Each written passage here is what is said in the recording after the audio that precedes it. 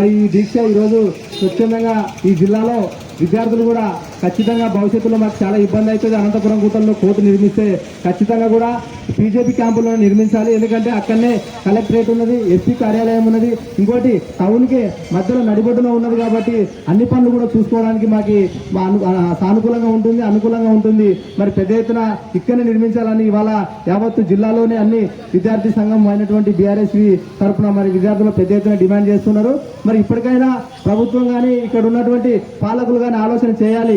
ఈరోజు సబ్బండ వర్గాలు అన్ని ప్రజా సంఘాలు కానీ పార్టీలు కానీ అన్ని కూడా ముక్త కంఠంతో మరి జిల్లా కేంద్రంలో నడిబొడ్డులోనే కోర్టు సముదాయాన్ని నిర్మించాలని ముక్త కంఠంతో మొత్తుకుంటూ ఉంటే మరి కొంతమంది కుట్రపూరితమైన పాలకులు వాళ్ళ సులాభ లబ్ధి కోసం వాళ్లకు ఎవరైతే అడుగులకు మడుగులొప్పుతారో, ఎవరైతే అంటే రియల్ ఎస్టేట్లకి వంత పాడుతూ మరి ఈరోజు ఈ కోర్టు నాగం చేసే పరిస్థితి ఉన్నది.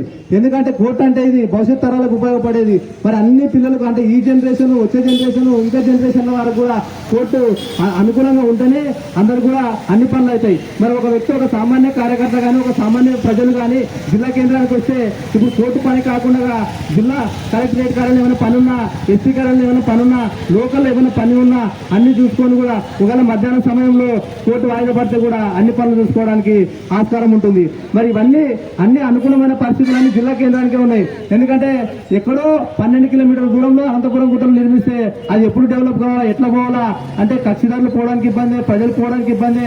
ఎక్కడో చేతితోటి ఇక్కడ నందిని కాడ నుంచి వచ్చేటువంటి ఎవరైనా సరే ప్రజలు కానీ కక్షిదారులు కానీ మరి జిల్లా కేంద్రానికి వస్తారు. కానీ మళ్ళీ జిల్లా కేంద్రానికి వచ్చి అక్కడి నుంచి మళ్ళీ 12 కిలోమీటర్లు ప్రయాణం చేయాలంటే చాలా ఇబ్బందికరం. మరి అంతేకాకుండా అదే విధంగా మరి ఇటు ఐజ నుంచి కానీ, ఇటు అలంపూర్ నుంచి కానీ, ఇటు రాజోల్ నుంచి కానీ ఇక్కడ నుంచి వచ్చే వాళ్ళు కూడా సెంటర్ పాయింట్ ఐజ కేంద్రంగా వస్తారు. మరి వచ్చి జిల్లా కేంద్రానికి చేరుకుంటారు.